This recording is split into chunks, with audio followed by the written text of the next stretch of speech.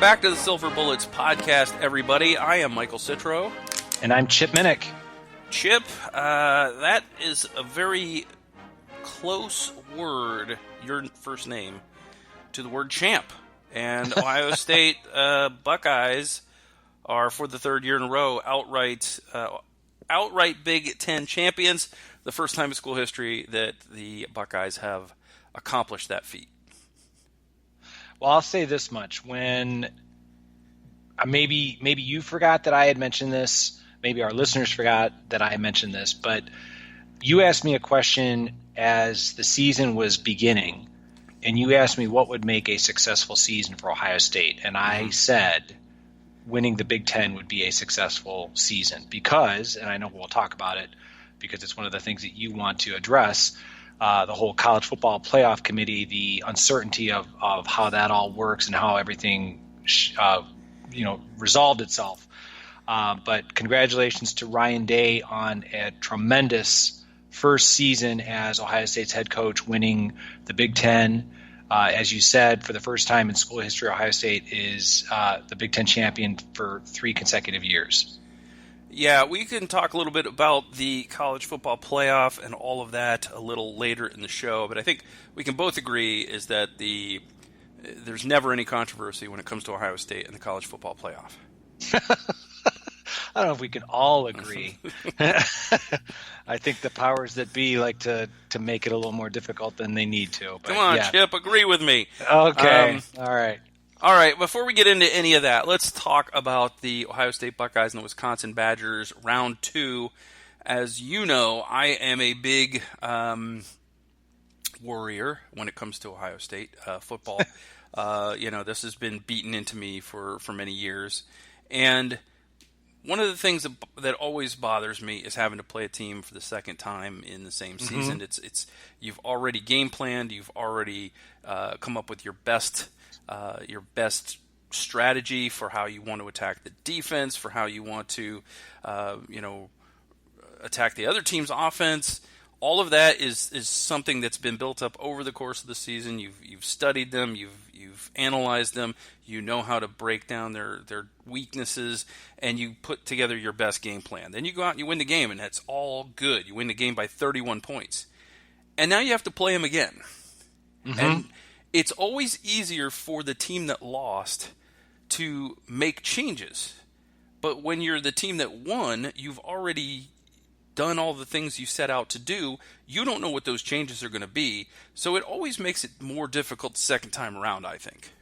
I agree with you, and I think something else that probably no Ohio State fan wants to admit, but I think it was evident based on the performance of the first half, and that is the dreaded C word, that complacency. Like you said, winning by 31 points, I think Ohio State, let's face it, it's human nature that, yes, I completely agree with everything you said a moment ago about the second time around is that much more difficult for all the reasons that you stated.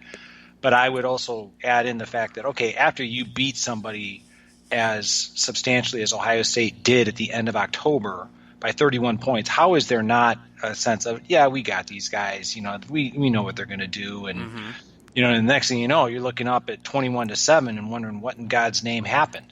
So I certainly think everything that you said, plus the complacency, I think that all contributed to a much more challenging round 2 against the Wisconsin Badgers. Yeah, it was a very challenging round 2, and some of this I put in our staff predictions column, and some of it we talked about here on the show. But you've got a banged up Justin Fields. You don't know how that knee is going to be. Turns out that he didn't really practice a whole lot last week. You've got a banged up Sean Wade. Guys are at some key spots are struggling a little bit, and you've just come off back-to-back wins against, I guess, what everybody would consider Ohio State's 2 biggest rivals in the Big Ten. I only consider one of them to really be the rival, but there are people out there that surmise that Penn State is another rival, and those were extremely physical games, back-to-back weeks, emotional victories, and it's just really difficult to maintain that level of not only mental sharpness against teams like that when your emotions are such, beating teams like that, and especially in back-to-back weeks, but also the physical toll that those kinds of battles really take on your body. And then you have to go against a Badger team that, yeah, they came out of a little bit of a war with Minnesota, but it wasn't anything like the 2-week run that Ohio State had, and then add on top of that, all of the extra, motivation the Badgers had. This is an opportunity to not just to wreck Ohio State's season, but to go out and actually win the Big Ten, and against a juggernaut team, that everybody thinks is so good, and you can use all of that as motivation, and I think that Paul Chryst did that. I think they came up with a very good game plan where they decided we're going to put the game a little bit more in Jack Cohn's hands early, kind of get them off balance, and I think that it was a really good plan, and I think it was helped by the fact that a lot of what Ohio State wanted to do defensively kind of flew out the window when Jeff Okudah got hurt in the first half.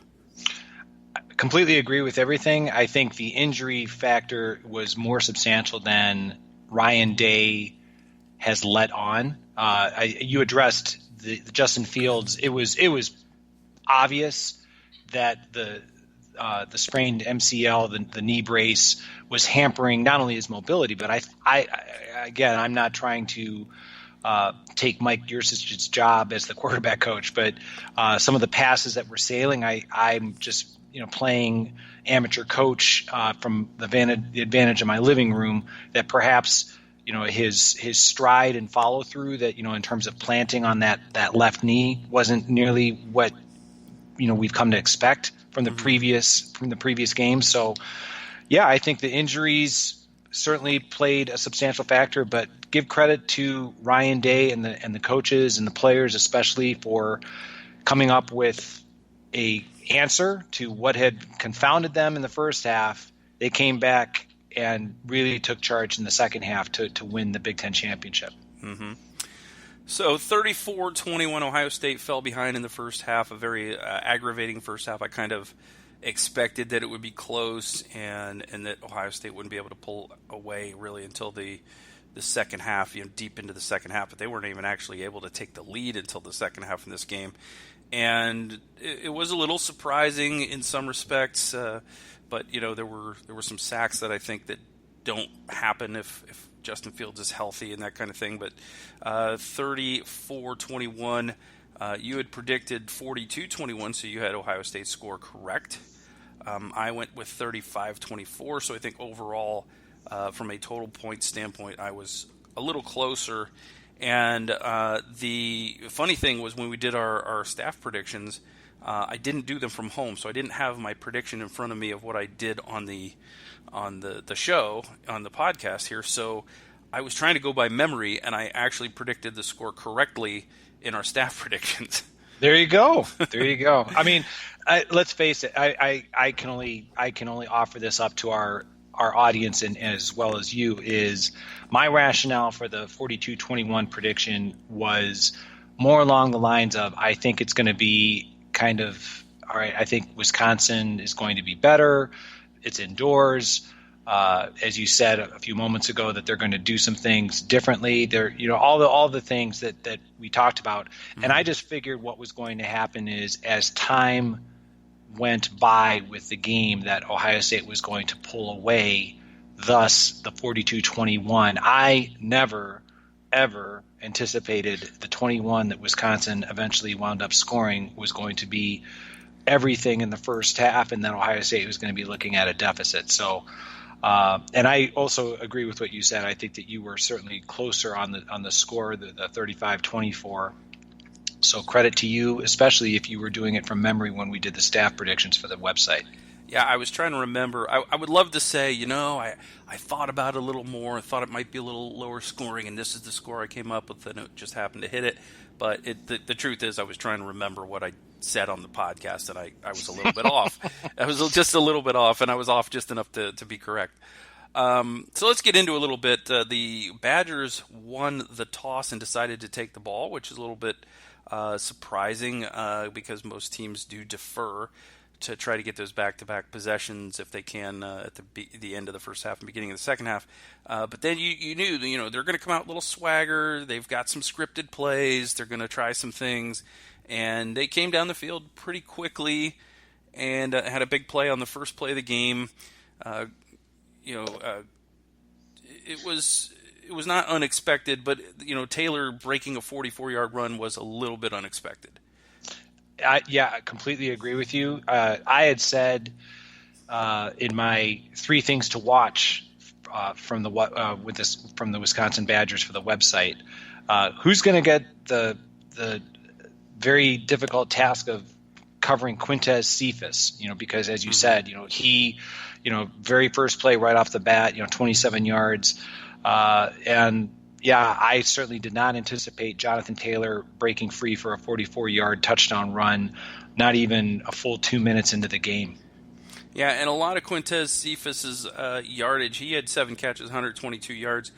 A big chunk of that in the first half when Jeffrey Okudah was out, and I mentioned it earlier in the show. Jeffrey Okudah was a big part of Ohio State's game plan in this game, and so when he wasn't out there to lock down Quintez Cephas, that really, really played into Wisconsin's game plan and what they were trying to do. But they targeted him 14 times. So considering that, the fact that he only caught 7 balls, only I say, even though it's a great day, but they targeted him 14 times. So that's not too bad considering most of that came with Okudah on the sidelines.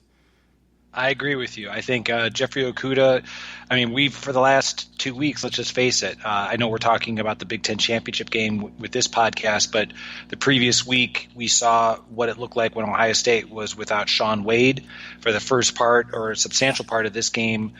Being without Jeffrey Okudah in the Big Ten championship, you could see how that dramatically impacted the Ohio State secondary and their ability to effectively cover Quintez Cephas. Correct. So that 44-yard run by Taylor made it 7-0. That was all the scoring in the first quarter. The teams kind of traded some punts. The Badgers end up taking a 14-0 lead early in the second quarter, and that was on a Jack Cohn 14-yard run. He decided he was going to be, Randall Cunningham in this game or something, but he did make some guys miss in the... There was a play early in the game where he just gave a little shake and bake, and I think it was Baron Browning that just completely got jocked by not that mobile of a quarterback, and it was a little bit of embarrassing for Browning. But then on the play that Cohn scored on, just a really good call. Everybody was going for Taylor on that play, and nobody was expecting the zone read. I'm not even sure how much zone read that Wisconsin has used this year. So credit to Paul Chryst for coming up with some wrinkles and some ways to move the ball, and Wisconsin out to a 14-0 lead. And I agree with you. I think Baron Browning, when it comes to the film review in front of, if not necessarily the entire team, definitely that linebacker room, he's going to be hearing the cat calls from his teammates for being, as you said, basically, completely whiffing on that opportunity to hit Jack Cohn, especially a guy who's not necessarily considered to be the most nimble and mobile of quarterbacks. Yeah. So 14-0, Ohio State needed to get something going, could not, and ended up with a 4th and 9 in their own territory. And oh my God, what a call by Ryan Day to have Drew Chrisman throw just a gorgeous pass to the tight end to get a first down and keep a drive alive. That was a great catch by Luke Farrell, great throw, very well executed, incredibly surprising time to pull that out. And Ohio State got a little momentum going, but then at the end of the drive, you got just Justin Fields trying to do too much and loses the ball again in scoring position, and it was an empty possession. I agree with what you said about the fake punt, the pass from Drew Chrisman. It was a beautiful pass. Nobody can question Ryan Day in terms of his intestinal fortitude. I mean, they were deep within their own territory, and he kind of looked at, all right, the momentum is really slipping away from us. So major credit to Coach Day for calling up that play, and credit to Drew Chrisman for completing it to sustain that drive. As far as the Justin Fields fumble, my only comment about that is we've seen it in recent weeks. It happened against Penn State when J.K. Dobbins was fighting for extra yards. On Saturday night, Justin Fields was fighting for extra yards, fumbled. As you said, they were on the verge of, if not scoring a touchdown, at least getting on the board, more than likely with a field goal. And all I can say or suggest is when you're in one of those scrums, to put both hands on the ball. I understand the competitive nature of these guys. I want to try and get as many yards as possible. But in that case, just, more than likely the official's going to blow the play dead and live to fight another play.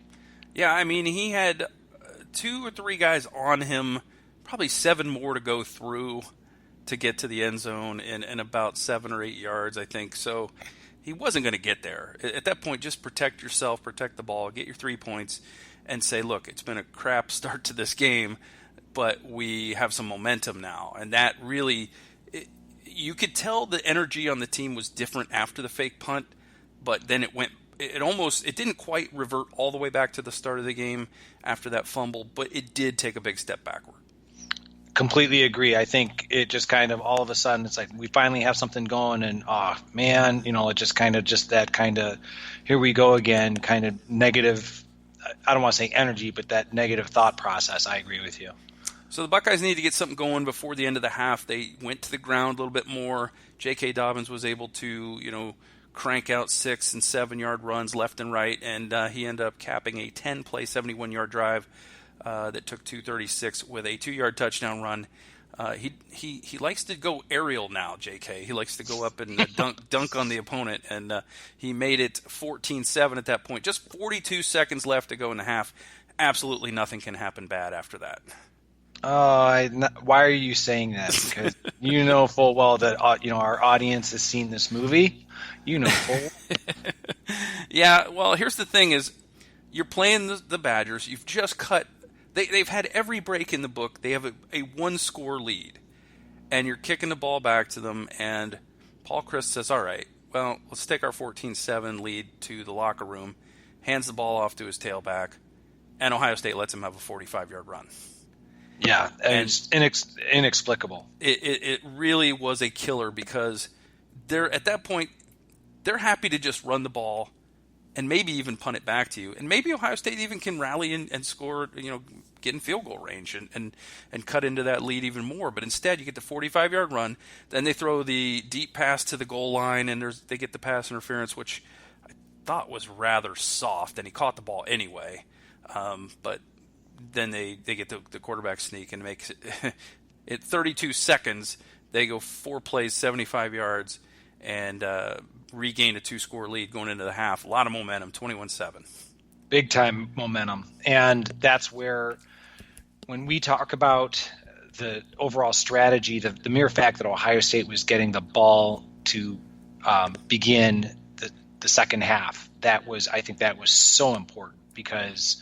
Without that, I mean, if Wisconsin was to hypothetically get the ball again at the beginning of the second half and come out and score, that might have been too much negative energy for Ohio State to overcome.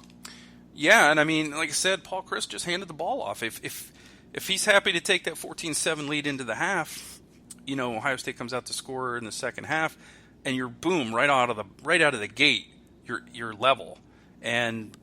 That giving up that late touchdown was bad. And a lot of people on Twitter, at least, and on Facebook that I saw, were extremely upset. And I wasn't panicking yet. I was a little aggravated, but I still thought Ohio State could eventually settle down and get things going. If they just stopped doing dumb things, I felt like they could be fine.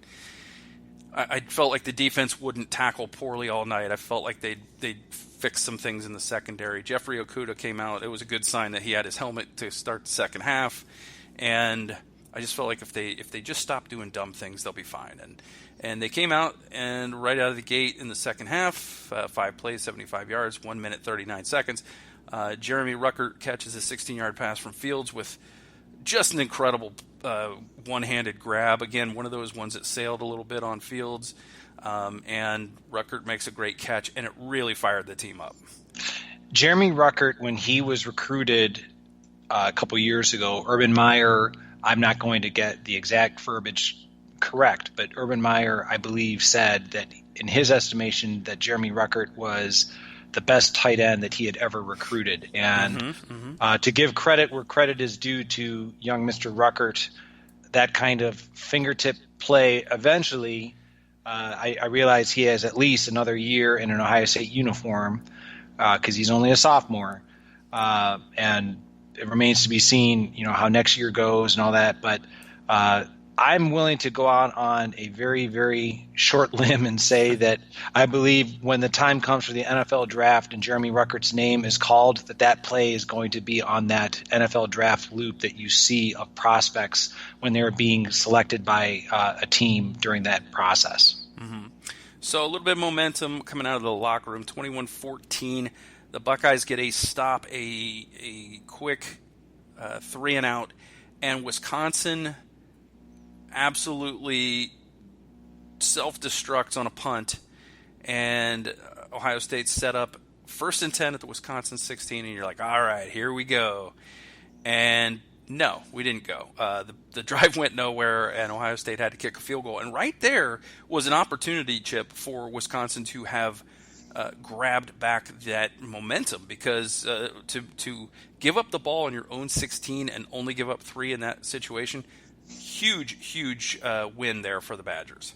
Absolutely. The big psychological edge went to the Wisconsin defense, as you said. Justin Fields passing to Olave, and then J.K. Dobbins only had like a 2-yard run, and then that incomplete pass to Luke Farrell. Ohio State having to settle for 3 points when they could have tied it up at that point. That was a huge victory for the Wisconsin defense at that moment. Yeah, a bit of a letdown for Ohio State, and then to make matters worse, Ohio State starts doing dumb things again. Jocelyn Wint takes an unsportsmanlike conduct on the kickoff, so Wisconsin gets to start on the 40-yard line.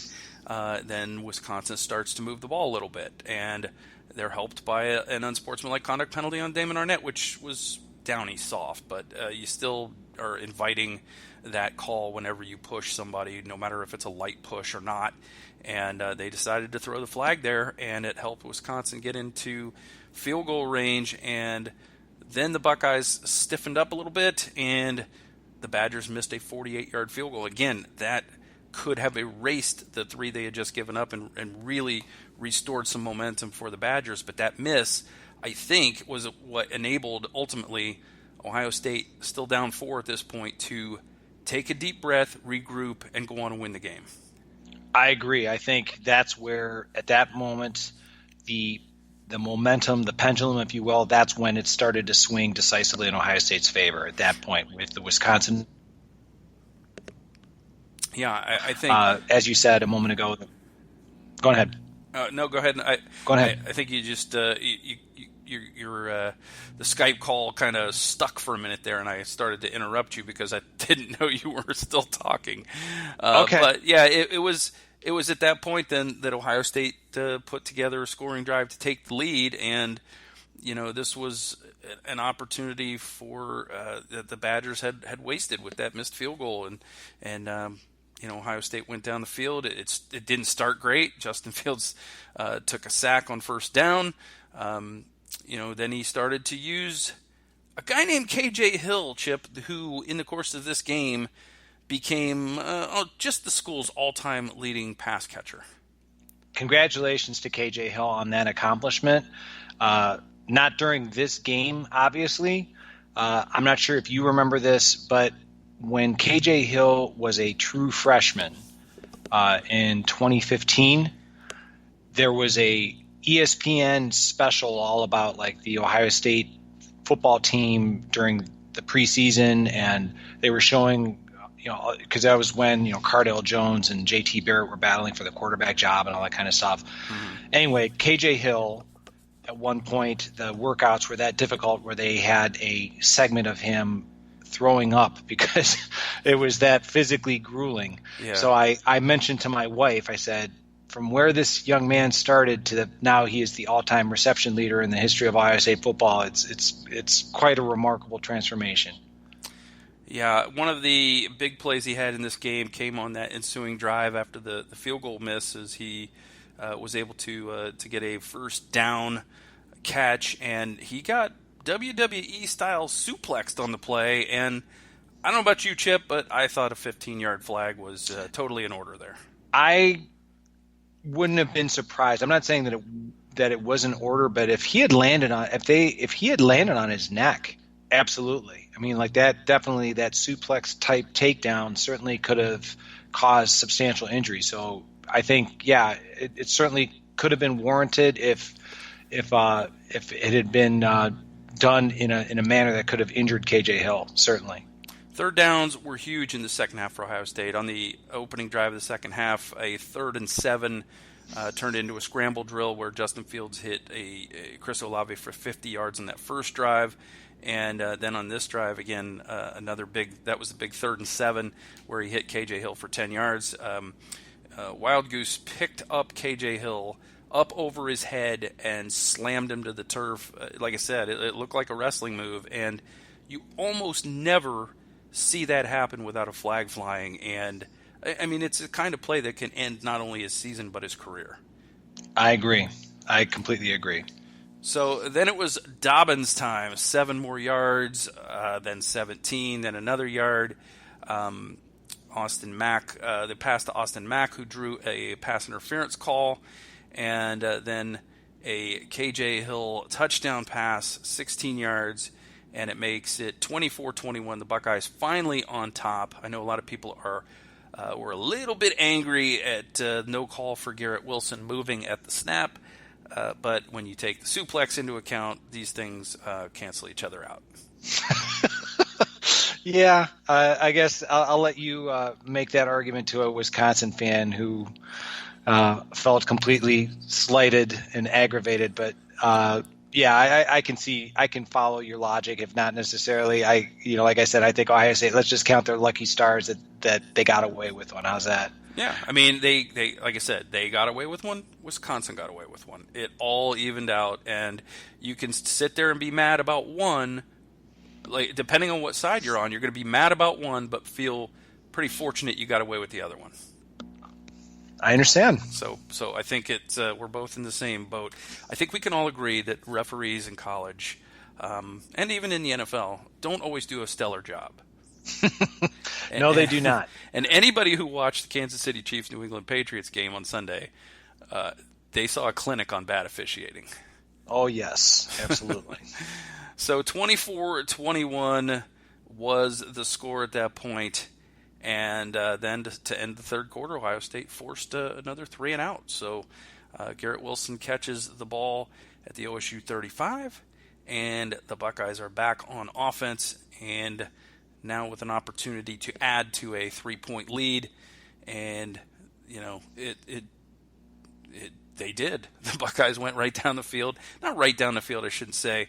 I mean, it was a lengthy drive, and it ended with another touchdown pass to from Justin Fields to KJ Hill. This time, another scramble drill. Fields runs out to his left. He escapes pressure, despite the bulky leg brace and running on one leg, and despite the fact that KJ Hill got completely held in the back of that end zone. He got away and broke free, and Fields hit him. 31-21 is your score. And was it you or somebody else that said, I can't wait to see KJ Hill catching passes from 65-year-old Tom Brady? Somebody on Twitter, as soon as somebody made that comment, because I've often said I could totally see KJ Hill becoming a Bill Belichick type NFL draft choice this coming spring. Oh, he'd be a great slot receiver for New England. The key play on this drive, again, we're talking about a third down play. This had no business working, but Justin Fields took a sack for 8 yards on 2nd and 10 and made it 3rd and 18 at his own 38-yard line. And he made a great throw to Benjamin Victor, who made a couple guys miss and made one of the plays of the game for Ohio State. On a 3rd and 18 play, he converted, and he had a lot to do after he caught this ball. Now, I picked Benjamin Victor as my pick to click. He didn't exactly have a huge game, but he clicked on that play. Oh, yeah. That absolutely. I would give you credit for that. Actually, I certainly would. he caught 3 balls for 55 yards. I'm going to go ahead and say he clicked. Yeah, I will. Yeah, I agree.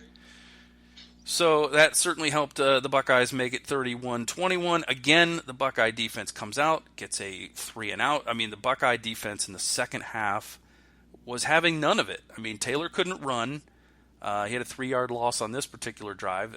Cone couldn't pass. He didn't have time to throw. And when he did have time to throw, guys like Damon Arnett were making really good plays on the ball.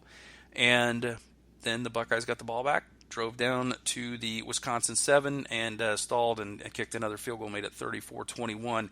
And this is the time of the game where Ohio State leading by 2 scores. Ryan Day said, you know what? Let's just take the air out of the ball a little bit. And you had J.K. Dobbins rush for 9 yards. J.K. Dobbins rush for 7 yards. J.K. Dobbins rush for 4 yards. Then you had a short pass to Garrett Wilson, just for good measure. Then J.K. Dobbins for 4, J.K. Dobbins for 9, J.K. Dobbins for 11. It was the J.K. Dobbins show. And that's exactly what you want. That's exactly, I mean, you want to win the easiest and surest way. I don't think there's anything wrong with when you have an offensive line as talented as Ohio State and a running back as talented as J.K. Dobbins.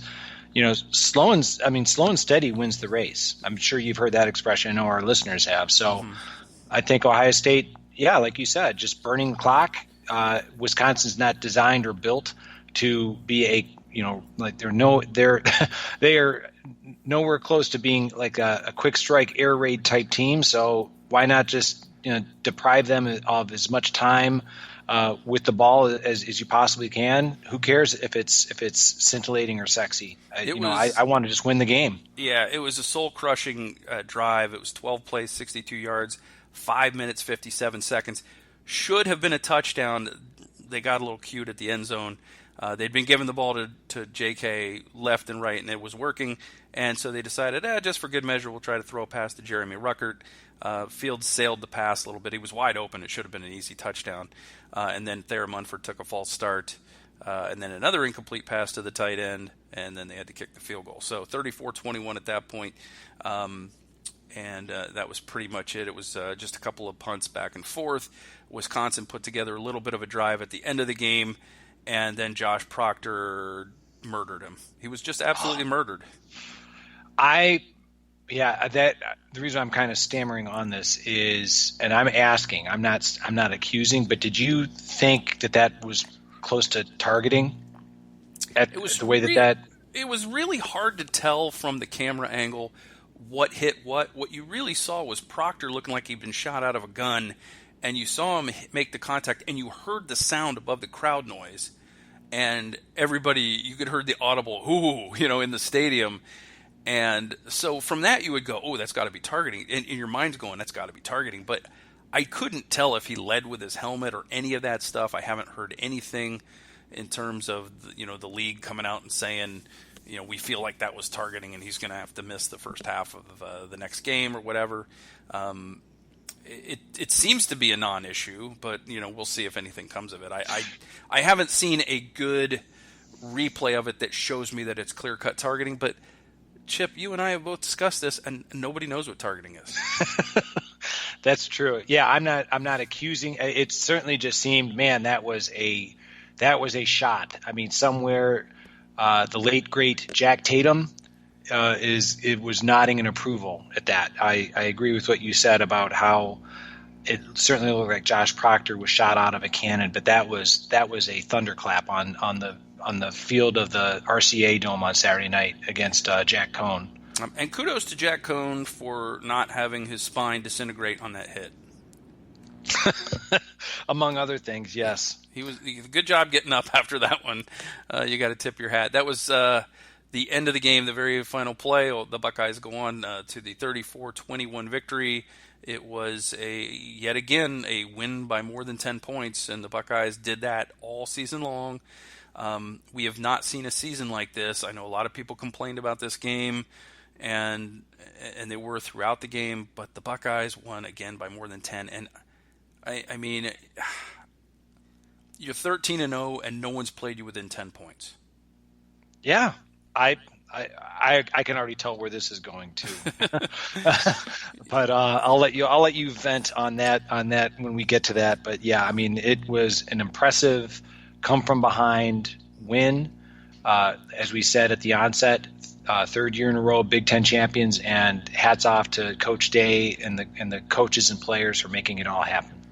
So Jonathan Taylor got 89 yards on 2 carries. He ended up with 148 for the game. You know, if you wake up and you look at the box score, you go, "Wow, Jonathan Taylor had himself a game." He really had 2 carries in this game that were meaningful. I think he had another one that was like about 11 yards maybe. And other than that, the Buckeyes contained him completely. And, you know, a lot of people, I saw a lot of complaining about the linebackers, especially Pete Werner on the long run at the end of the first half. But did you see that stiff arm that Taylor laid on him? He just jammed that face mask, and it completely just peeled Pete Werner off of him. Yes. I mean, I'm sure Pete Werner could accurately tell you all the light fixtures that are in the RCA Dome after that stiff arm to his face. I mean, he was looking straight up at the sky on that one. Yeah, so, I mean, sometimes you got to tip your cap to a really, really outstanding player and not blame your own guy. And I think when you look at a guy who's got 6,000 yards in 3 seasons, he's kind of good. And you can see why he's kind of good when you see a stiff arm like that and just the sheer strength that it takes to shake a tackler off like that. Yeah, I mean, let's give credit, Jonathan Taylor. I mean, he probably had kind of in the back of his mind, this is the team that's been shutting me down every time that I've played them. So give credit to him.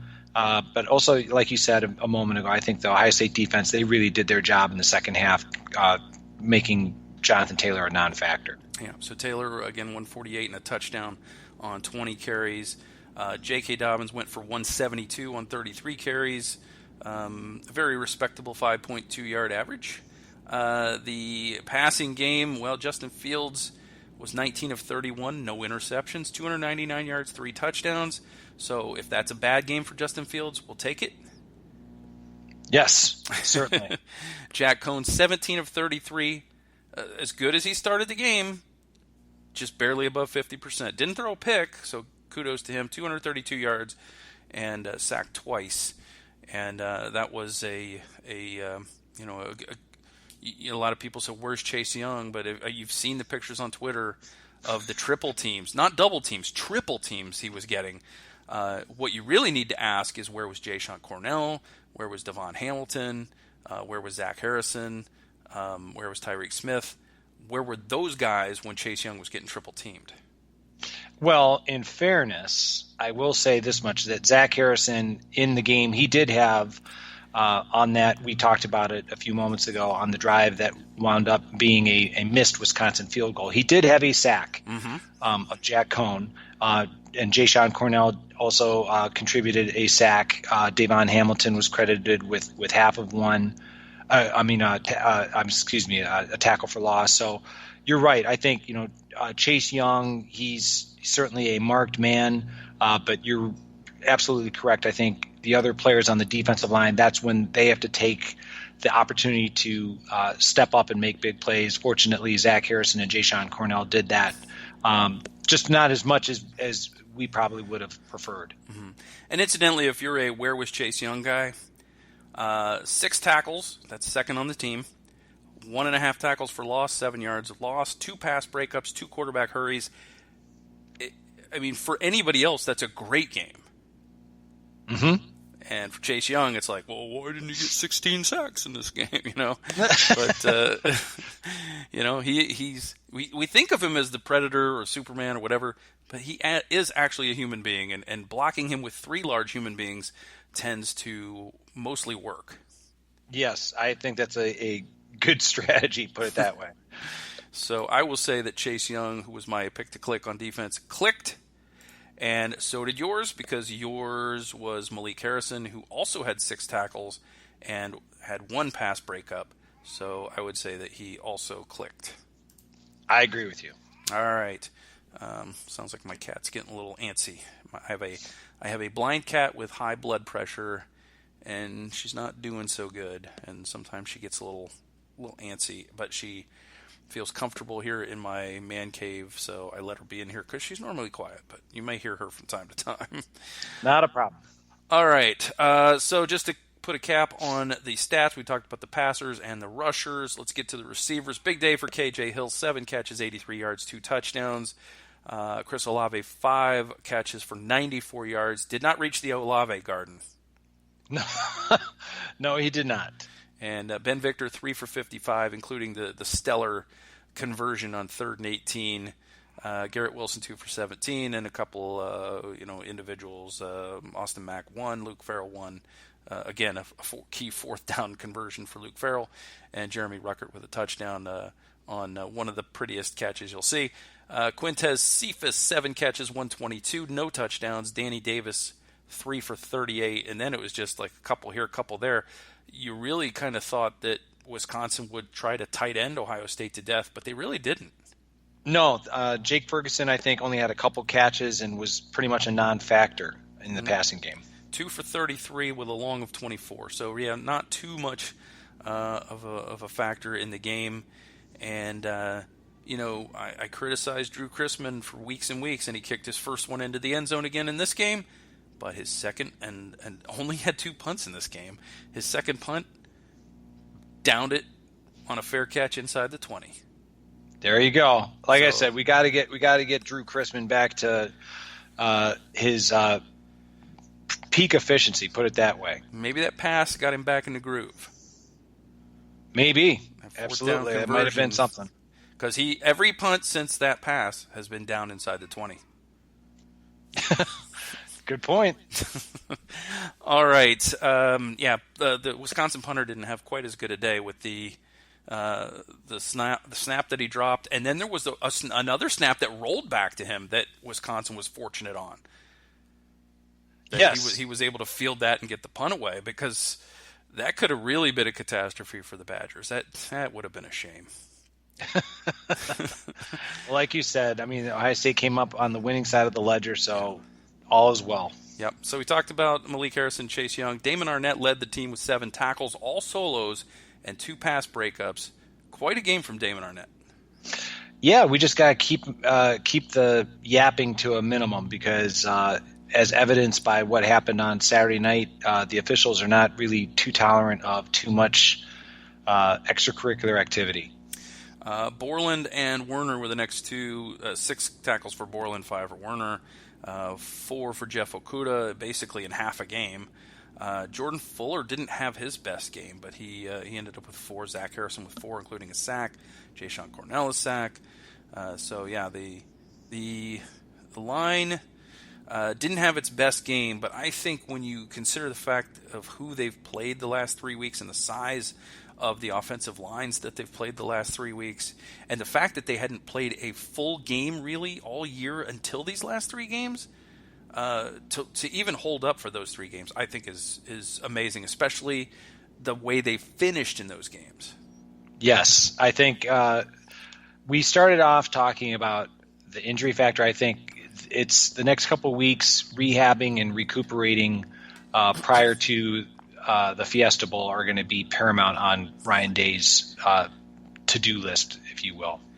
Yeah, got to get that knee healthy for Justin Fields. You got to get some of those bumps and bruises healed up.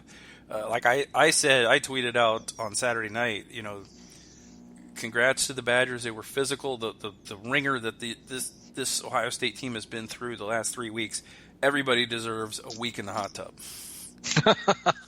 Yeah, I'm sure. Yeah, I have no doubt that if not necessarily the hot tub, I'm sure maybe some kind of stimulus on, not being a trainer, but I know that sometimes like there's usually some kind of electrical stimulus that's applied to muscles, like so that might be what Justin Fields, he might get the hot tub in addition to that. But Wisconsin, it's something to point out, and that was a not only a physical game on Saturday night, but we talked about it at the beginning of the podcast. That was a physical game at the end of October. Mm-hmm. Now, at the end of October, in that case, Ohio State, they were fortunate enough that they had a bye week, the first week in November, and then they were able to play Maryland and Rutgers, with minimal effort. But as you said, like they were coming off of when they played, let's just say their two biggest rivals within their division with Penn State and Michigan. So I think, I keep going back to it, but I think it's going to be welcome rest and relaxation in terms of the recuperation of the Buckeyes for the next couple of weeks prior to having to go out to Arizona for the Fiesta Bowl. Yeah, they really do need to recharge, and it'll be interesting to see how the coaching staff not only takes care of the bodies of these players, but also gets them mentally ready to go for the game or games to come. Because Sunday night or Sunday morning, we all got up and got ready to find out exactly what was going to happen and who the opponent would be. And you go out and you beat the number 8 team in the country by double digits, and you get dropped to number 2 in the country. All right, so I'm gonna give you the floor because I know that this is something that has been eating at you since yesterday. So I'm gonna let you just kind of have at it. Well, I don't think that I need to get on too big a soapbox. I think everybody, if you listen to the talking heads on ESPN, you will hear about the body of work that LSU had. You'll hear about their tough schedule, and how they had the toughest schedule, they had the best win, and all this stuff. I'm going to grant them the best win because I think their win over Alabama probably is the best win between the major teams that are involved in the college football playoff. But by every single other metric that there is, Ohio State had a tougher schedule. By the College Football Playoff Committee's own top 25 picks, if you look at the picks that the College Football Playoff Committee have picked to be in their top 25, if you look at the victories, top 25 victories, Ohio State has more, and Ohio State, they talk about the fact that dominance and all that kind of stuff, and that was a word that came up repeatedly. And Ohio State again didn't win a game by fewer than 13 points. Mm-hmm. 10 points, 13 points. So nobody got within a score of them all year. And, you can look at them, you look at their ranks offensively and defensively and all of that. I mean, by just about every metric, Ohio State has a better resume. And most importantly, they were ranked first going into the final weekend. So if you are ranked first going into the final weekend, you beat a top 10 team in the final weekend by more than one score, there's no rationale to drop the team. You can talk about, LSU looking more impressive against an overrated Georgia team. Clearly, the CFP committee doesn't feel like Georgia's overrated because they actually debated after another loss putting Georgia in the Final Four. They actually admitted to this. This is something that probably they should have been drug tested afterwards for that admission, because there's no way that Georgia should have been in the discussion for that 4th spot. That should have been a discussion of Oklahoma and perhaps Oregon, but not Georgia. Why is Georgia getting such a pass, Chip? What is it about Georgia that everybody feels makes them good? Is it because Kirby Smart used to coach at Alabama? I don't know if it's necessarily because he used to coach at Alabama, but because Georgia is part of the SEC and it fits the narrative.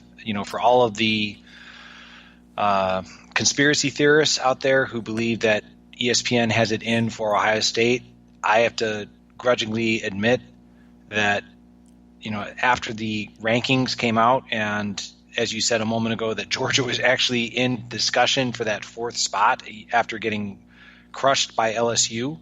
And the mere fact that they're in the SEC does not warrant them being ahead. Looking at the college football playoff rankings, Georgia 5th is, I could see Oregon being 5th.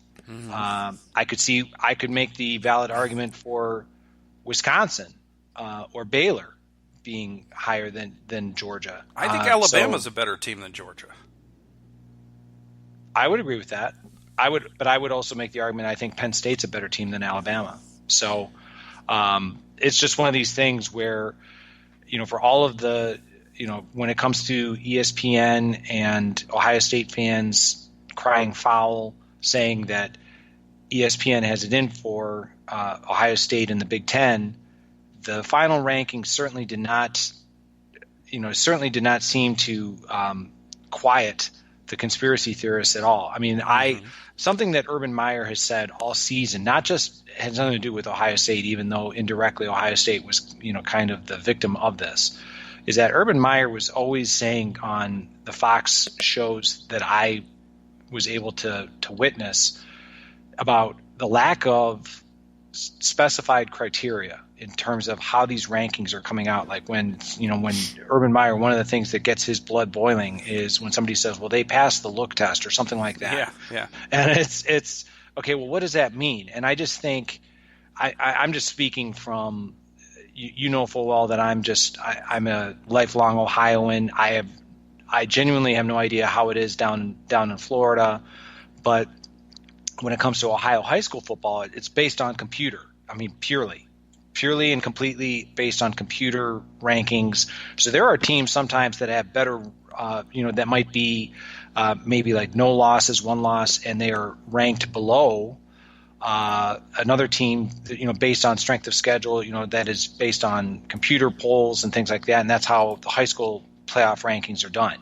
So the reason I'm kind of going, just to kind of join you on this rant is I think if there was a specified criteria of you win your conference, you beat these teams that are ranked, did you beat them on the road? I mean, I'm just kind of spitballing here.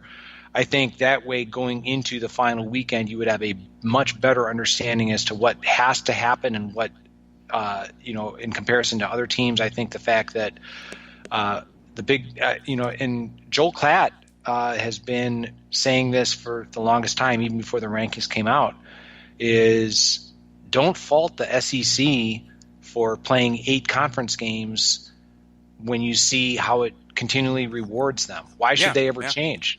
Yeah, I've said the same thing. And in fact, Oregon got punished for scheduling a good out-of-conference team this year. Right. So it's, when it came to, I would say that if I had, I certainly have no problem with Oklahoma because they won their conference. But yeah, it is, like Gene Smith of Ohio State, the reason why he stepped down, he couldn't believe from the College Football Playoff Committee, he couldn't believe a year ago that Georgia was ranked ahead of Ohio State, even though they weren't a conference champion.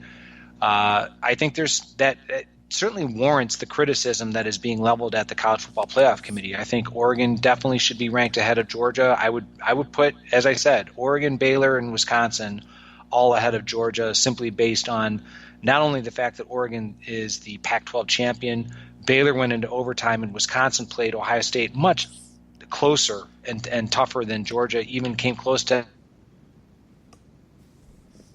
Georgia. I mean, Georgia should be down number 8, not number 5. Yeah, I agree with it. I think they're closer to 10 than they are to the top 4. I do. I think that here's the thing is that if LSU had been ranked number 1 all along, then fine. But the committee has been saying for weeks Ohio State is the number 1 team in the country. They went out and they beat the same team they already had to beat earlier in the year, which the College Football Playoff Committee said was the number 8 team in the country. So they're saying you're playing a very difficult team. 2 weeks in a row, you've beaten a top 15 team, a top 15 and a top 10 team the 2 previous weeks. Now you're going to have to beat another top 10 team. You're going to have to do it with a quarterback on one leg, and it's a rematch game. Okay, Ohio State did that. Sure, they fell behind, but so what? There's no what difference does it make if they fell behind? The final score is the final score. And in the final score is that they put 27 in a row up and won the game. They took care of business. They figured it out. They went, you know what, this isn't working. We're figuring it out. And they went and won the game comfortably. Not huge, but comfortably. The College Football Committee, Chip, has repeatedly said, they don't really get into margin of victory. And you talked about the SEC narrative. Well, this seemed to be a year where they could say, oh, look, see what we did? There is no SEC bias. There's no SEC narrative. But they went back on their own thing by saying, well, yeah, they were more impressive. Okay, they were more impressive. Why? You said you don't take margin of victory into account. If you took margin of victory into account, how about we look at the entire season and see what Ohio State's margin of victory was against LSU's? How about if we do that? No, like I said, I knew that this is something that had been burning in you for like over 24 hours. So I just figured let you vent, get it out of your system, because unfortunately there's nothing you or I or our listeners can do about it. Yeah. The goalposts move every year for Ohio State. The goalposts move. They certainly do. It's not even debatable. All you have to do is play back the video from the committee chair the past few years, and just this is what we're looking at. Okay, now you're looking at something different, and now you're looking at something different again.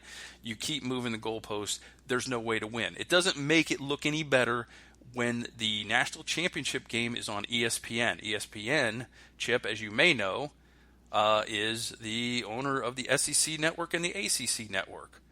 Who are the teams they did not want to have both knocked out in the first round? LSU or Clemson. They didn't want they didn't want those guys knocked out. So what do? You drop Ohio State to second, and now those two teams have a chance to meet in the final. It looks bad. It's bad optics. And the other part of this, and I think Tony brought this up on his podcast, is that 3 of the committee members had ties to Oklahoma, had to recuse themselves from the voting, from the discussion. What that does is it further takes a Midwestern flavor away from the committee, shifts it to a more Southern flavor, and boom, you've got LSU passing Ohio State. Yeah, and here's something else that in the event, I'm not saying that Oklahoma doesn't have a chance, because stranger things have happened in bowl games. You and I both know that. But if LSU wins in the Peach Bowl against Oklahoma, they basically get a home game in the national championship. So, think about the odds of, if Ohio State plays as well as you and I believe that they're capable of, they get to come basically play on the road at LSU, like, I don't want to say home stadium. Yeah. Again, this would be the second time Ohio State has visited LSU for a national championship game. Yeah. So not great, committee. How about we also start moving that game around to the various other locations? Maybe have it in California. Maybe have that championship game in Indianapolis. Yep. I agree. Let's stop favoring the chosen children of the SEC. I'm really glad this year. There have been a lot of actual, good writers who cover sports announcing who have written this year about Fox's anti-ESPN narrative. I'm sure you've read some of these where Fox is basically going all in on the Big Ten and the Pac-12 and trying to support those to prop them up, to give fans who are sick of the at least perceived, if not real, SEC bias by ESPN an alternative. Certainly. And speaking of the Pac-12, we're giving credit where credit is due as it relates to Oregon. You gotta take a shot at Utah, because it was there for the taking. Mm-hmm. It was right there, and then they just completely went and wet the bed on Friday night on national television, and they fell all the way to 11th. And that's not to take anything away from Oregon, because I think Oregon played extremely well. You raised the very good point of what Oregon, if they had scheduled differently, if they had scheduled maybe a cupcake in week 1, they might be sitting there at number 4 instead of Oklahoma. But if they go with like an Eastern Washington instead of Auburn, right? Then they only have the one loss, and then they're in. There's no doubt in my mind they'd be in over Oklahoma. So but it's definitely something where I think there has to be published criteria. And yes, that's going to take away the suspense of, who's in and who's not and all that kind of stuff. But something, I think nobody could ever say that all right, that there's some kind of a conspiracy theory by a particular network that has, as you said, a vested financial interest in potentially having two of its teams playing for the national championship. You can't go around saying that Ohio State fans are squawking for nothing when, as you said, it's like, okay, well, we have a financial interest in the SEC as well as the ACC. Let's try and figure it out. Let's try and keep these teams in the playoff as long as possible so we can have them playing for the national title in the middle of January. Yeah, I'm not sold on the people that are on the committee. I'm not sold. I've not been sold on it for a while. The main reason I'm not is because I will guarantee you, Chip, I watch more football games than all of those committee members. I have no doubt. The way you talk about it, I have no doubt. That doesn't necessarily make me qualified. I'm sure I have my biases, but then that's when you recuse yourself when you get into those kind of discussions. But I've been watching this game for decades. I watch it like a religion. I watch games from all over the country. I'm able to see what I see. I really did like what I saw out of Utah until the championship game. That was just a really. They laid an egg. They picked a bad time to lay an egg, but it is what it is. As Ohio State fans, we should just always expect the worst possible outcome. I think it was Tony that maybe said that in college football playoff controversies, Ohio State is 2-4. Yeah. Yes. Exactly.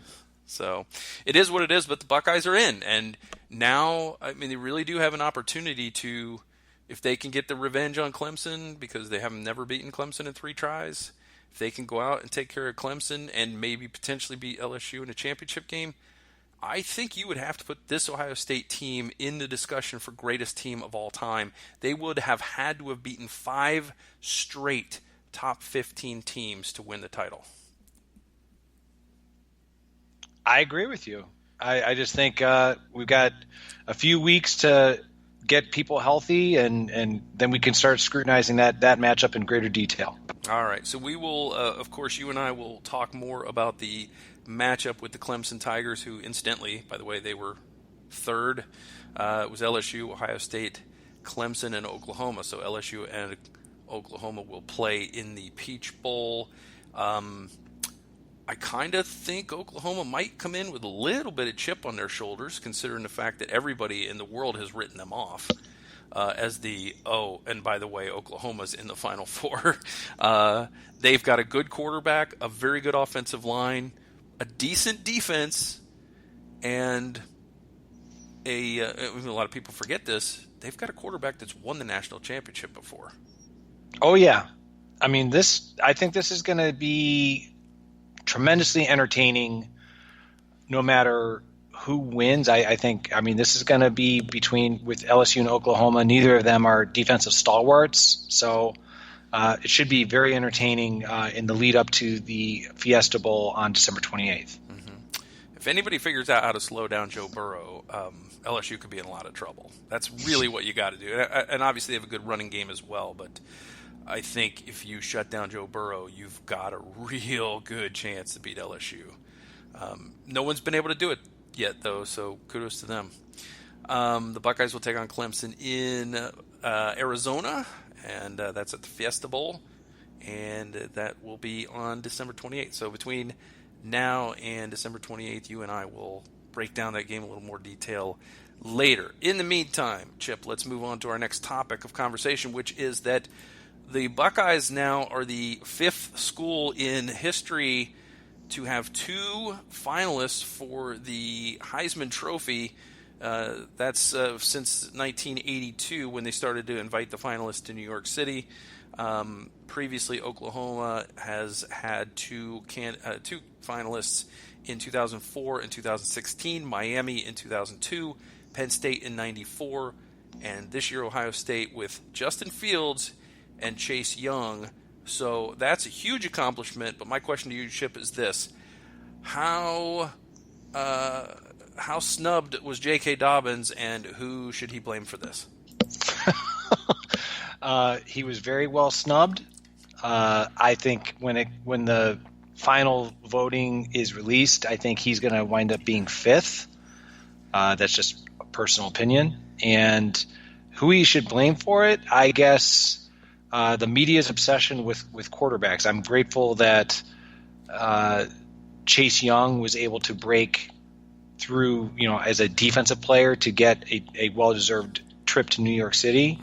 And I'm not trying to take anything away from the aforementioned Joe Burrow, former Ohio State quarterback. They actually have, technically, if you want to think of it, 3 of 4 Heisman finalists, if you want to really kind of split hairs. I think Jalen Hurts is a very good player, but I certainly believe that J.K. Dobbins warranted a trip to New York City as well. Turns out Ohio State recruiting is pretty good.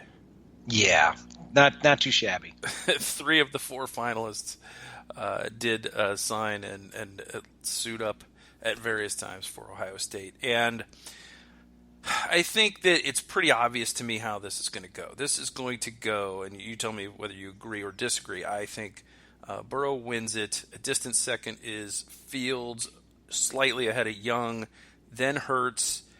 I think then it would not surprise me Jonathan Taylor and then J.K. Dobbins, or even Tua somewhere in that 7th place area, 6th, 7th place. Okay. What do you think? No, I think you're onto something. I definitely think that Burrow, and I'm not taking anything away from him. I think he's deserving. I think what really hurt Chase Young was, let's face it, missing those 2 games when he was really kind of starting to captivate the college football world as a possibility. I think it certainly would not surprise me if it wound up being Burrow, Fields, Young, and then Hurts. I would be tremendously surprised if Hurts finishes any higher than 4th. Yeah, I would too. Not shocked if he got 3rd, but surprised I would be. Yes. All right, so yeah, I think the other thing that not just, I think the suspension hurts Fields a little bit, or Chase Young a little bit, but I think not getting a sack in the last 2 games will hurt him even more, even though there are reasons for it. I mean, multiple double, triple teams, multiple holding calls that weren't called. I mean, even if they just throw that flag, Chase Young gets the credit for forcing that flag. And as you and I have discussed ad nauseum, they don't throw the flag on Ohio State opponents for holding. They didn't do it in the Bosa era or the second Bosa era. They didn't do it to John Simon. They ain't doing it for Chase Young. And if you go back and do the math, and I did the math, on pass plays, 1 holding call for Ohio State opponents. Like I said, I mean, you can't argue with the math. You can't argue with the results. So I don't know how it's even possible. I don't know how it's even possible that only 1 got called all season long. This is really the hill I want to die on. Is to just walk into the Big Ten office and grab the head of officiating by the throat and go, "What the hell, man?" Okay. I mean, I have tweeted more pictures of Chase Young getting obviously held. Not just like, oh, you can't really tell what's going on in this picture. We're talking bear hugs, arms up around the neck in a chokehold, and yet the calls don't get made. And Ryan Day has said repeatedly, yeah, we send in these plays that we think are questionable. We send them into the league every week. Why ain't nobody watching them, Ryan? Well, at least I know what hill you're going to die on because, I had always suspected. I mean, like, for me, it's those dreadful alternative, jerseys, the blackout thing, like that's the one that, that's the one I will die on. But yours is a worthy cause. I will say that much. Speaking of uniforms, what do you think of the uniforms Ohio State will wear against Clemson? Oh, you mean the ones that they should wear all year long? Yeah, good. Yeah, gray on the sleeves, like, yeah. We're kind of dating ourselves here, but I remember back in prior to the 2006 season when Coach Tressel unveiled the current jersey, and there were people, the outcry of there's no gray on the jerseys, and he seemed completely shocked and surprised that was such a big thing. But you ever notice that every time Ohio State wears the traditional scarlet and gray jerseys, how the fans they're overjoyed. Just make it happen, Ryan Day. You have the power to do it. This could be your permanent uniform. Just go with the traditional scarlet and gray jersey. At least make almost everybody happy. exactly. I think you go back to those '90s uniforms with the giant numbers. I love Yeah, those things. absolutely. Those were just great. Yes. But yeah, they're gonna. Hopefully they'll play good, but we at least know they're gonna look good. Yes, I agree with that. All right, are you gonna go to Glendale? Oh, no, that is that's someday. How's that? Yeah. That's going to be a someday trip. Meaning like when Mrs. Minnick and I have successfully evicted our children out of our home. I'm joking. I'm joking. My wife is within earshot, so I don't want to get a skillet to the skull. For saying such things. I love my children. For anyone who thinks that I don't, I'm joking. But in all seriousness, that's the kind of thing where I've talked to my wife, I've talked to my brother-in-law, like, hey, I'm getting older, but I don't consider myself old. How does that sound? And so as I get older, kind of looking at, hey, I definitely want to go to a bowl game destination, and the Fiesta Bowl certainly ranks up there. Yeah, I agree with you. I think the Fiesta Bowl would be fantastic to go to. In this case, I don't know. I would have to have money set aside that if they won that game, I would have to also go to New Orleans, though, and that's a tough ask. It is, and that's where I don't want to go back down this path too far, but that's kind of, you have to think, if you kind of went into the mind of the opponent, so to speak. If you're Clemson, you're kind of thinking, something, we're probably favored, so this might be an opportunity for Ohio State fans to take over the stadium like they did Saturday night in Indianapolis against Wisconsin. You know what I mean? Like, I know that Ohio State fans are terrific at traveling, and I realize that money is not an infinite supply, but going out to Arizona, enjoying the beautiful weather, cheering on Ohio State, that might be something that could certainly play in Ohio State's favor. Yeah, let's talk about the bowl game situation for the Big Ten. 9 teams, Chip, getting bowl bids from the Big Ten. And by the way, we knew one MAC school that was bowl eligible would get left out, and it ends up being Toledo. So it truly is Ohio versus the world. Yes, some clunkers for sure. Now, granted, I'm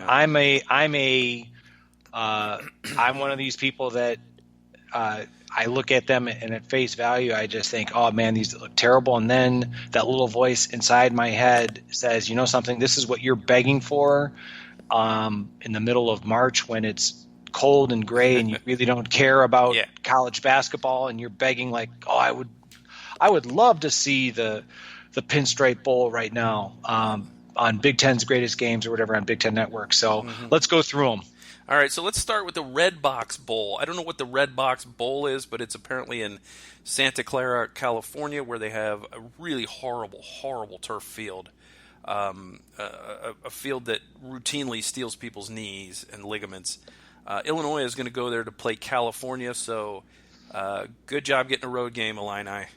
Yes, kind of surprised that Illinois warranted, I don't want to call this a quote-unquote destination bowl game by any stretch, but congratulations to Illinois. But I agree with you. I think this is, in essence, a home game for the Cal Bears. Mm-hmm. Mark D'Antonio has led the Mighty Spartans of Michigan State to the New Era Pinstripe Bowl against Wake Forest on December 27th in Yankee Stadium.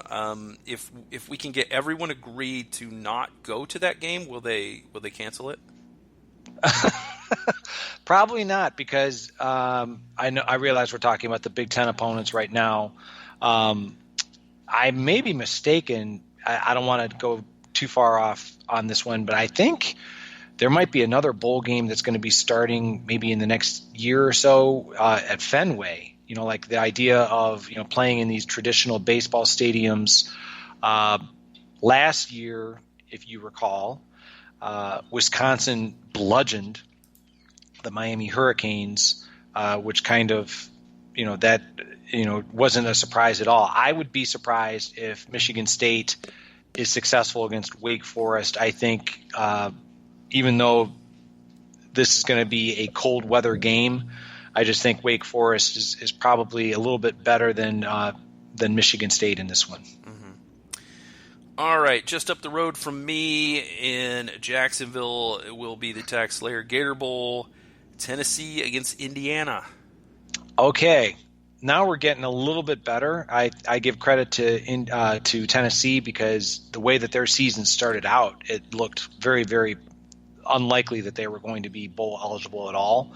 And I'm excited for Indiana simply because this is something where I think Tom Allen was recently announced with a contract extension, deservedly so, that Indiana being able to play, I don't want to call it a great bowl game, but let's face it, I think it's a little bit better than that Red Box Bowl and the Pinstripe Bowl we were just talking about.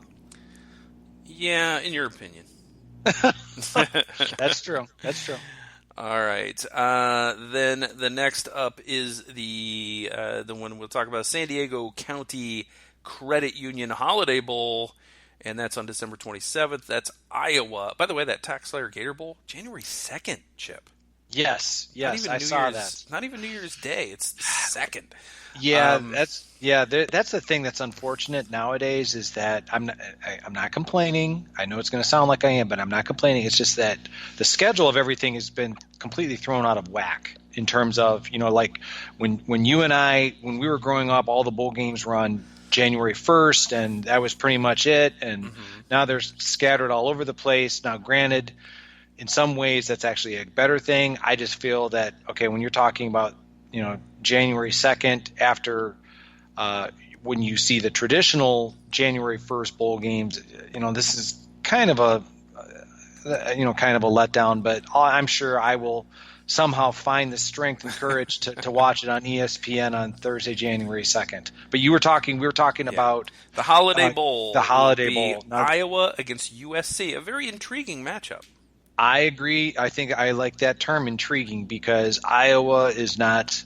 They are about as flashy as a glass of skim milk on ice. Kids don't try that at home. Whatever you do. And when you talk about USC, Clay Helton, who has survived the perceived coaching guillotine for at least the next year. Maybe the Urban Meyer contract got lost in the mail, but at 8:00 that Holiday Bowl on FS1. I'm certainly going to be keeping an eye out for that on Friday, December 27th. Yeah. By the way, it was Jerry Jones that intercepted that contract offer from USC to Urban Meyer. That's an interesting. We'll talk about that when and if. Yeah, I don't want to. I'm not saying that you're incorrect either. I just don't want to throw that out there until it actually happens. How's that? I don't think it's happening, but that's. I will talk about it if it happens. Okay. Okay. We agree. Hey, congratulations to Minnesota Golden Gophers. You had a great year. You get to go play Auburn in the South in the Outback Bowl. Now this should be a good game. You're talking Auburn for all of its hype. As an SEC team, let's give them credit for knocking Alabama out of what was maybe like a perceived birthright destination to the college football playoff. I mean, it wasn't for Auburn. Alabama would probably be in. That's what I'm saying. So yeah. Auburn did their job. Auburn playing against Minnesota, I think this is going to certainly be, around 1 o'clock on ESPN might be worthwhile watching. That is on New Year's Day, yes. New Year's Day, again, speaking of Alabama, they will play Michigan in the VRBO Citrus Bowl here in my city of residence. Might be worth me going to that game just for the Schadenfreude. Oh, I think definitely. I think we got to start a GoFundMe to get you a ticket or something, because just the mere opportunity to be there, and actually, I think if anything, I can only imagine the pregame festivities in terms of like the press conferences and whatnot between Harbaugh and Saban. That certainly I'll be flipping back and forth between when we were talking earlier about the Outback Bowl and this being the Citrus Bowl, that since they're both on at 1 o'clock, I certainly think it's worth going to.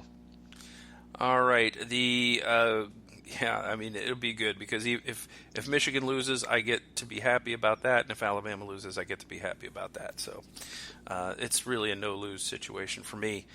The Goodyear Cotton Bowl Classic, a New Year's Six Bowl, will feature number 10 Penn State against number 17 Memphis, the highest-ranked group of 5 team. Memphis defeating Cincinnati by 1 possession, Chip, which cost Ohio State having 3 non-conference conference champions.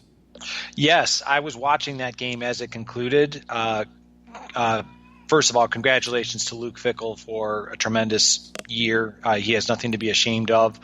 Congratulations to Memphis for winning the American Conference. I know that they now are without their head coach, so this is going to be interesting to see how they respond against Penn State. Put it this way, that's going to be a nice way to start off that December 28th because that leads into – we were talking about the Peach Bowl and the Fiesta Bowl, that noon game on ESPN between these two teams. That's a great way to start off the day. Yeah. Cincinnati really, to me, looked like the better team against Memphis, but they just kept making really bad mistakes in that game and shooting themselves in the foot, and it came back to haunt them. They just couldn't overcome all of the bad things that they did in that game. But when they just settled down and played, they looked like the better team. But congrats to Memphis as they were able to deny Ohio State 3 out-of-conference games against conference champions. But it's still pretty good because Ohio State had 5 wins this year against teams that made their conference championship. That's very impressive. Yeah. Highly impressive. No one else can make that claim, Chip. No, they cannot. The Rose Bowl game presented by Northwestern Mutual, another New Year's Six Bowl. That is the Wisconsin Badgers against the Oregon Ducks. This is a good matchup, Chip, and I think very deserved for Wisconsin. Yes, they stubbed their toe against Illinois, but other than that, just lost to Ohio State twice. That's not a big sin. No, I mean their sin was losing to Illinois. Yeah. That you want to talk about the sin that they paid for in the eyes of the committee. But I'm thrilled that the Rose Bowl, they get what they've always wanted, which is that traditional Big Ten matchup. I think this is a great one between Oregon and Wisconsin. It's another great way to kind of finish up I guess you could say before going back to work or whatever it is that people have to do on January 2nd, they can take advantage of watching a traditional Big Ten Pac-12 matchup. Mm-hmm. Incidentally, Chip, Wisconsin still ranked 8th after losing to Ohio State. Yeah. So the committee's very high on Wisconsin, but Ohio State beating them means nothing. No, it does not. So before I get going again and my blood gets boiling, let us move to December 28th and the PlayStation Fiesta Bowl, which is a National College Football Playoff National Semifinal. Ohio State against Clemson, 8 p.m.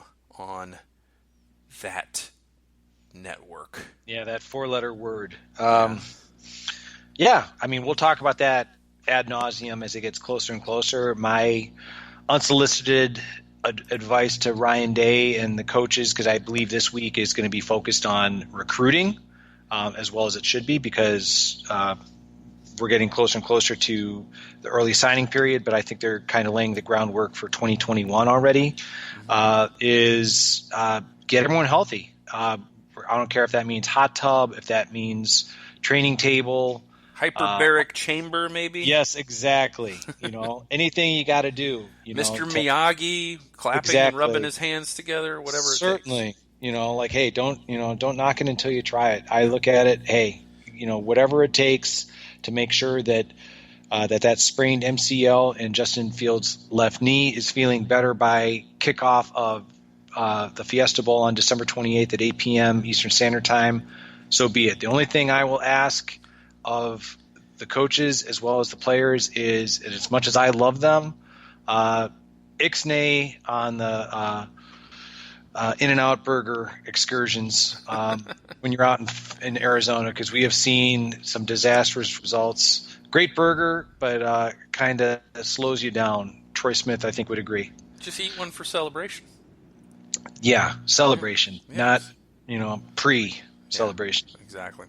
If I didn't think that my two healthy MCLs were in worse shape than Justin Fields' injured one, I would just donate them to him. Okay, But, that's very big of you. Yeah. You're in the holiday spirit. Your generosity is shining through. There were 5 Big Ten teams that did not make bowl games. Suck it, losers. They were Nebraska, Purdue, Northwestern, Maryland, and Rutgers. Yes. Well, when you think about some of those teams that you rattled off, among them being like Rutgers, Nebraska, Maryland, Ohio State gets to see all of them next year and possibly contribute to maybe another bowl drought for those aforementioned teams. All right, Nebraska came within 1 win of being bowl eligible. Purdue 2. I really thought both of those teams would be bowl eligible this year. I wasn't as sold on Nebraska as a lot of people were, but I definitely thought they'd win 6. And Purdue, I'm really surprised that they struggled the way they did, but they had a ton of injuries and played a lot of freshmen this year. Yeah, they'll be back. Like I said, we'll talk about recruiting as it gets closer and closer. I think that's the beauty of it is that, okay, as you said, when you lose a lot of talented players, you have to kind of have faith and belief that your respective coaching staff is bringing in another crop of talented players who will be able to get your team into bigger and better things. Right. And a big congratulations to Lovie Smith getting Illinois bowl eligible, because definitely didn't see that coming either. No, not at all. And now he gets to enjoy the fruits of the Red Box Bowl. Well, I mean, who wouldn't love that? I was going to say, it's one of those things where, in all seriousness, like some of these games, you kind of wonder how they've come to pass. But I certainly think that it's a good thing that Illinois is getting an opportunity to play one more game, because I think that only the bowl practices. Ohio State fans already know this, but this is kind of where you get to see the true development of your up and coming stars, like the freshmen. Like you always hear, certain players they've really grown since the beginning of the season. So I think Illinois will definitely be in that category. That this is definitely going to help them get their program to be even better in 2020. Yeah, we'll see what they do next year when people are actually gunning for them a little bit. But I tell you this, if my team had a choice between playing in California against Cal on December 30th or playing December 27th in the Bronx against Wake Forest, I know where my money would be. Okay. Is it going to be in Cal? So it would definitely be in California, and not in Yankee Stadium on a cold day playing Wake Forest. Well, again, to each their own. You never know. Like some people, to be in a baseball stadium on December 27th, that might be, more fun than mere mortals should be allowed to experience. Indeed. I looked at some of the bowl matchups that were announced, and I have to say there were a lot of them that kind of made me yawn a little bit this year. But it's there's some good ones, obviously, but there's some ones that just didn't do much for me at all, and there's some really. There always are some like this, but you look at there's something called a Lending Tree Bowl.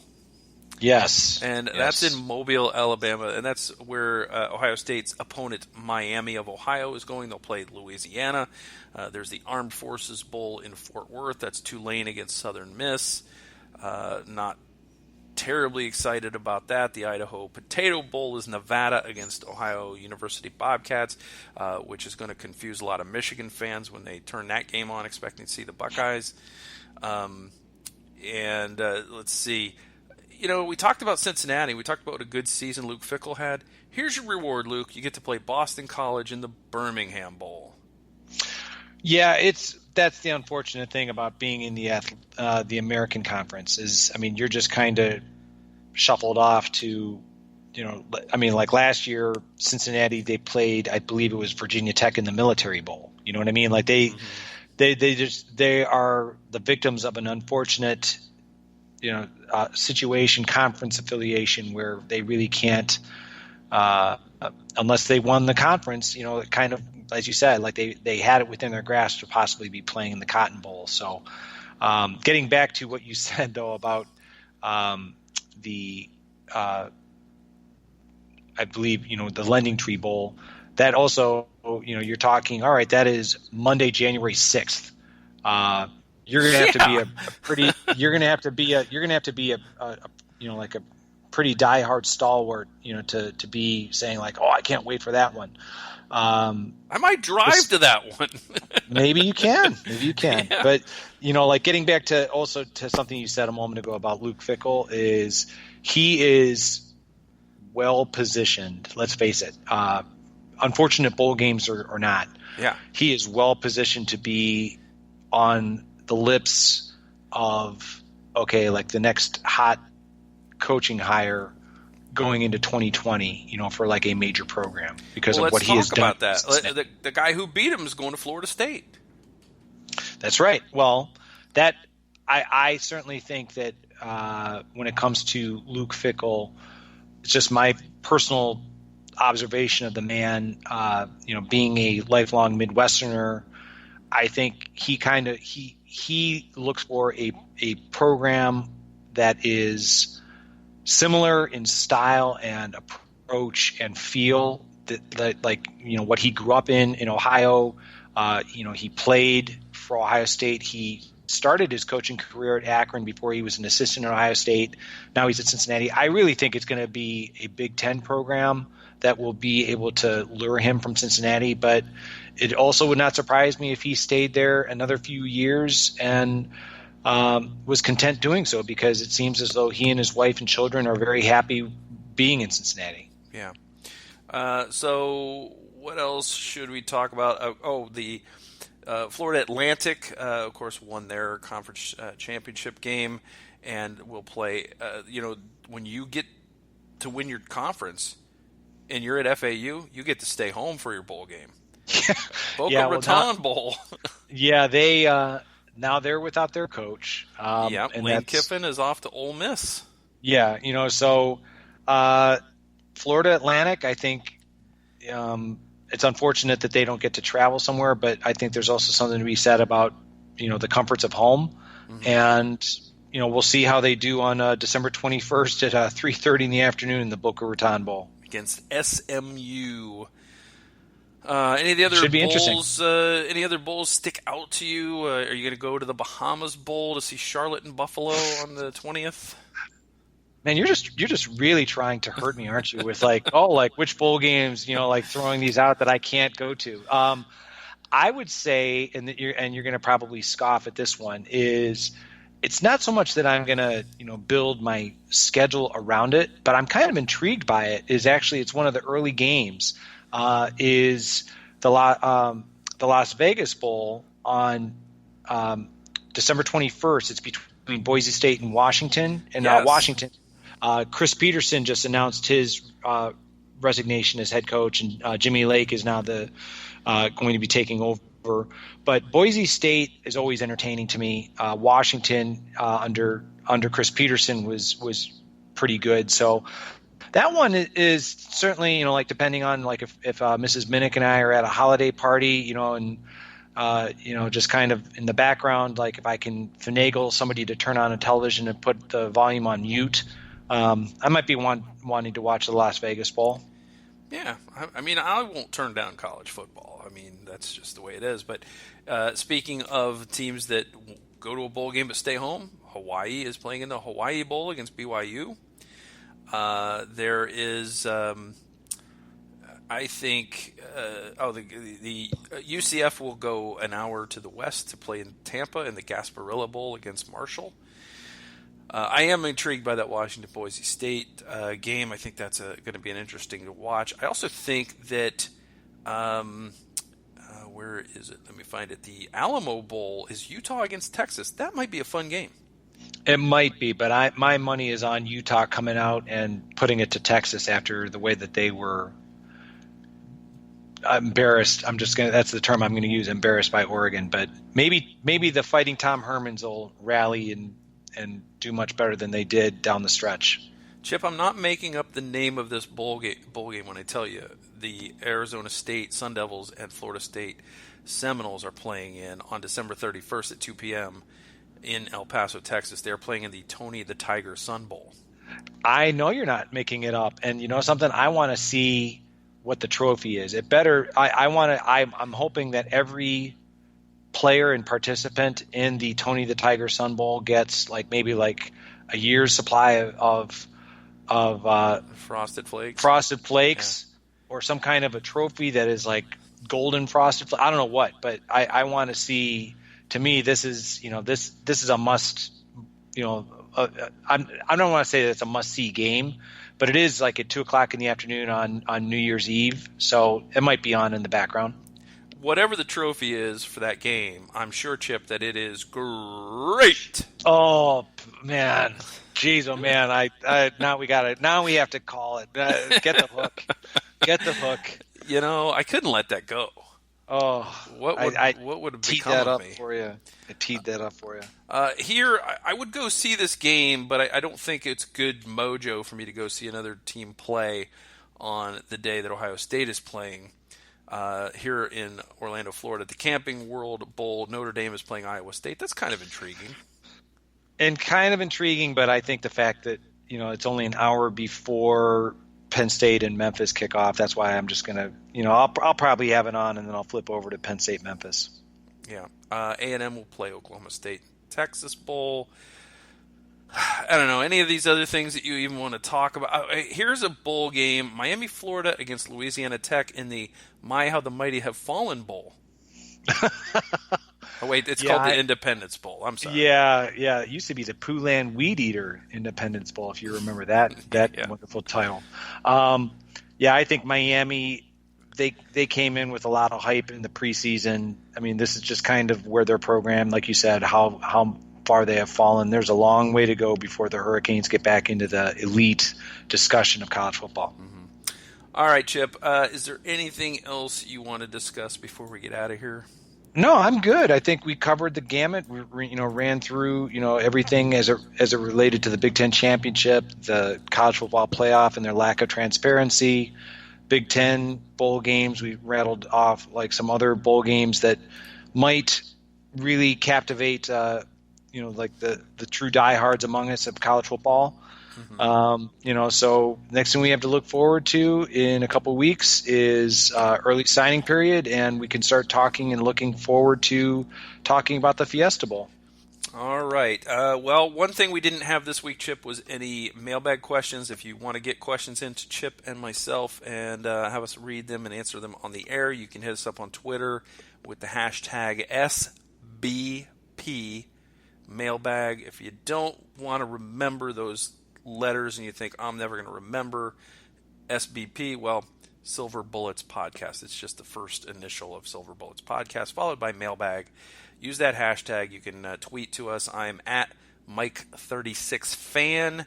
If you're a fan of Chris Spielman, should be able to remember that, at Mike36Fan.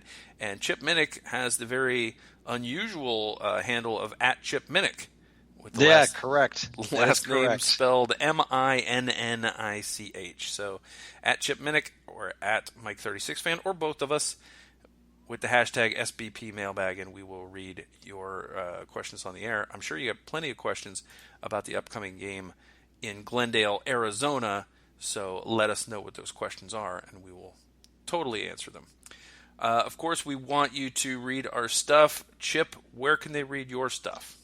They can read me on the Hazen Cannon section of the Ozone, as well as I'm a contributor to Athlon Sports. All right. I'm also on Hazen Cannon at theozone.net. And that Hazen Cannon section, of course, is where our columns reside. Mine is called The Grumpy Old Buckeye, and it comes out after every game. And, of course, if you like other types of writing, you can catch that at michaellikestowrite.com. And I would appreciate, checking it out, leaving some comments. We told you about our Twitters already. And, go ahead and subscribe to the podcast if you're not already a subscriber. Maybe you're just catching us for the first time. We appreciate you listening. And we invite you to listen to all of the podcasts on the Ozone Radio Network. The Buckeye Weekly is on a couple times a week for free, and then additional times if you are one of their Patreon members. And you can also listen to the Buckeye Sloopcast. That's on Mondays and Fridays. And so we've got a good lineup, plenty of preparation to do for December 28th. Absolutely. All right, if there's nothing else from you, Chip, then we will sign off for this week the way we usually do. Go Bucks! Go Bucks!